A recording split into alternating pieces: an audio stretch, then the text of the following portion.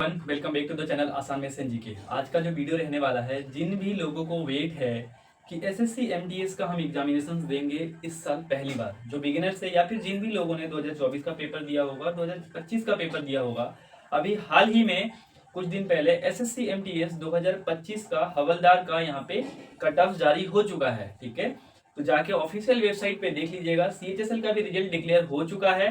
ठीक है, तो गाइज कहीं ना कहीं एसएससी डिले है 8 से 9 महीने। इट डजंट मीन कि एग्जामिनेशंस नहीं होंगे आने वाले दिनों में। अभी उन्होंने एक नई वेंडर को अपना वेंडर दिया है, एडीपीटी, जिनके पास बहुत ज्यादा यहाँ पे इंस्टीट्यूशंस नहीं है फॉर एग्जामिनेशन, बट हाँ जो भी लैब्स उनके हैं सारे नए हैं।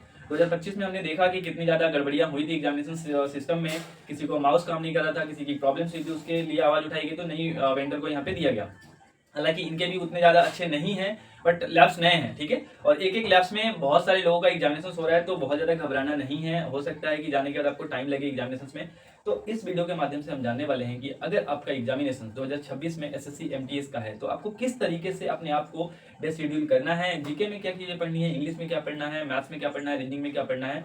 देखिए, अगर आप बिगिनर्स है तो सबसे पहले आपको ये जानना जरूरी है कि एसएससी एमटीएस होता क्या है। एसएससी एमटीएस यानी कि मल्टीटास्किंग स्टाफ। ठीक है, मतलब कि किसी ऑफिस में क्लरिकल से नीचे जो जॉब होता है, फाइल लाना या फिर बाकी की ड्राफ्टिंग करनी, किसी को मेल भेजना है, बाकी की चीजें करनी है, तो ये इनका काम होता है। इसके ऊपर मैं कंप्लीट जो ब्रफ प्रोफाइल है उसका वीडियो अलग से बना दूंगा, बट इस वीडियो का मोटिव एक ही है कि आपको मैं समझा पाऊं कि एसएससी एमटीएस 2026 के लिए आपको जीके में क्या पढ़ना है। 4 सेक्शन से पेपर आते हैं, जिसमें आपका सेशन 1 होता है 20 क्वेश्चन रीजनिंग का और 20 क्वेश्चन मैथ्स का, जिसका कोई भी नेगेटिव मार्क नहीं है। एक क्वेश्चन 3 नंबर कैरी करता है, यानी कि 120 नंबर का वो होता है। ठीक है, खत्म बात। आपको जनरल में से यहाँ पे 12 क्वेश्चन 15 क्वेश्चन सही करने होते हैं, ओबीसी से हैं तो 12 क्वेश्चन सही करने होते हैं, दैट्स इट। अब जो मेन गेम करता है यहाँ पे 25 क्वेश्चन आता है इंग्लिश का कॉम्प्रिहेंशन लैंग्वेज, एंड सेकंड जो पार्ट होता है यहाँ पे GK GS with current affairs. GK GS जिसमें स्टैटिक जीके होता है, हिस्ट्री होता है, ज्योग्राफी होता है, पॉलिटी होता है, इकोनॉमिक्स होता है, जनरल साइंस होता है और मिसलेनियस। ठीक है, तो ये पार्ट मिलके एक जीके जीएस बनता है। नेक्स्ट है सर अपना इंग्लिश लैंग्वेज एंड कॉम्प्रिहेंशन, जिसमें पैसेज होते हैं, क्लोज टेस्ट होता है, ठीक है, पीक्यूआरएस होते हैं, उसमें सिनोनिम्स आते हैं, एंटोनिम्स आते हैं, प्रीपोजिशंस आते हैं।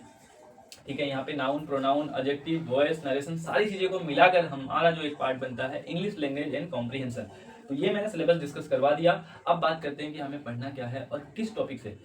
पहले मैं आपको 35 क्वेश्चन का जो एग्जामिनेशन हुआ था, हालांकि एसएससी ने बैन किया है कि आप किसी भी क्वेश्चन को अपने चैनल के माध्यम से या किसी भी फॉर्म के माध्यम से अपने चैनल पे ये कहीं भी नहीं दिखा सकते, तो मैं वो डिस्कस नहीं करूंगा, बट मैं ये डिस्कस करूंगा कि जो मैंने 35 क्वेश्चन को एनालिसिस करा है उसके आधार पे 875 क्वेश्चन बनते हैं, जिसमें से कुछ इंपॉर्टेंट टॉपिक है जो मैं यहाँ पे राइट डाउन करके आया हूँ। सबसे पहले अगर हम करंट अफेयर्स की वेटेज की बात करें तो किसी किसी शिफ्ट में 7 क्वेश्चन थे, किसी किसी शिफ्ट में 10 क्वेश्चन थे। आप करंट अफेयर्स को ये मत मान लेना कि 2024, 25, 26 में पूछे वही करंट अफेयर्स है। अभी रिसेंट वाले को 1950 वाले उससे जोड़ दिया गया। ठीक है, तो ये भी करंट का ही पार्ट बन जाता है। ठीक है ना। बात करते हैं हिस्ट्री में, तो हिस्ट्री में आपको क्या क्या पढ़ना है। हिस्ट्री में आपको सबसे पहले पढ़ना पड़ेगा सर जो दक्षिण भारत के अपने मंदिर हैं और जो वहाँ के राजा थे। ठीक है, चालुक्य हो गया, इन सबको आपको अच्छे से पढ़ना पड़ेगा। विजयनगर साम्राज्य हो गया। अगर हम आते हैं मौर्यन काल में, मौर्य को पढ़ना पड़ेगा। ठीक है, उसके बाद महावीर जैन, गौतम बुद्ध, इन सबको अच्छे से आपको डेप्थ में जाके पढ़ना पड़ेगा। ठीक है, ये हो गया हिस्ट्री। इंडस वैली सिविलाइजेशन से बहुत दबा के क्वेश्चन आ रहा है। अभी बंद हो गया था जब टीसीएस पेपर ले रही थी, बट जब से एडीपीटी आई है यहाँ से क्वेश्चन बन रहे हैं। जनरल साइंस में आपको बेसिकली मानव स्ट्रक्चर पे आपको काम करना है। ठीक है, ये वाला पार्ट है। उसके बाद अगर हम यहाँ पे स्टैटिक जीके के 3 से 4 क्वेश्चन, जिसमें आपका मंदिर और या मतलब फेस्टिवल ऑफ फेयर्स हो गए। ठीक है, कौन से राज्य में कौन सा त्यौहार मनाया जाता है, किसके उपलक्ष्य में मनाया जाता है, ठीक है, कितने दिनों में चलता है और क्या नाम बोलते हैं इसको, ये वाला पार्ट होता है। उसके बाद अगर हम साइंस में आए तो 3 से 4 क्वेश्चन। साइंस में भी सबसे ज्यादा क्वेश्चन फिजिक्स से आया है, तो साइंस को बहुत ज्यादा लोड नहीं लेना है। और 10वीं लेवल की आती है एनसीईआरटी, अगर आपने 9th 10th का पढ़ लिया तो वो मोर देन सफिशियंट है।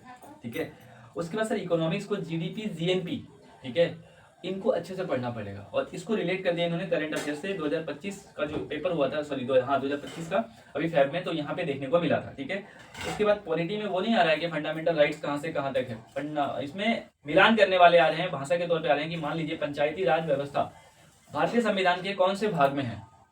ऑप्शन ए, ऑप्शन बी भाग 10, ऑप्शन बी भाग 12, ऑप्शन ई भाग 1, ऑप्शन सी भाग 4। अगर आपने डेप्थ में पढ़ा है तभी आप उसको कर पाओगे। ठीक है, नहीं तो नहीं कर पाओगे। पहले आता था कि राष्ट्रपति का संबंध इनमें से कौन से आर्टिकल के तहत आता है, ऐसे क्वेश्चन सब नहीं आ रहे। आई होप की चीजें समझ आई है। ऐसे ही इन्फॉर्मेटिव वीडियोस को देखने के लिए चैनल को सब्सक्राइब और पेज को फॉलो कर दीजिएगा। आई होप कि आपको सारी चीजें समझ आई है। जो भी आपके दोस्त या फिर आप प्रिपरेशन कर रहे हैं एसएससी या रेलवे के लिए, तो पीडीएफ हैंड रिटन नोट्स मैं अपने टेलीग्राम पे अपलोड करता हूँ, लिंक डिस्क्रिप्शन में दिया होगा, जाके ज्वाइन कर लीजिएगा। और एक चीज़ आप सभी से कि जितने भी लोग इस वीडियो को देखेंगे प्लीज़ से to maximum people and comment box में एक कमेंट कर दीजिएगा, उससे मुझे मोटिवेशन मिलेगा ताकि मैं ऐसे वीडियोज़ और भी लेकर आऊँ। थैंक्स।